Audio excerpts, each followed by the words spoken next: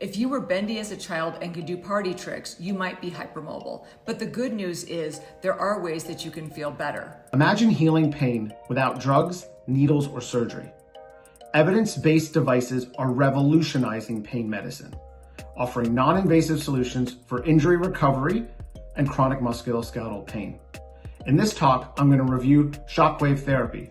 I am incredibly excited to talk to you about the most common cause for chronic pain, and that is neuroplastic pain. In order to optimize patient outcome, we have to have a deep understanding of root cause health.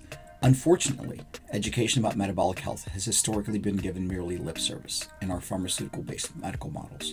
I'll walk you through the critical questions every patient and physician must ask before choosing a treatment or making a referral.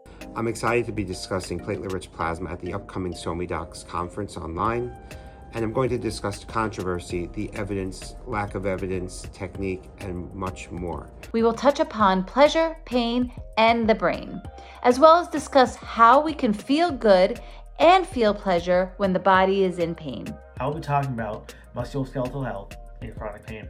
You will gain a deeper understanding of how pelvic pain is connected to the nervous system and why this matters for treatment. I'm so excited to share with you the problem-solving nature of pain management for sciatica pain from a physical therapist's perspective. I will be talking about cannabis medicine, including the endocannabinoid system, which is how cannabis works in the body.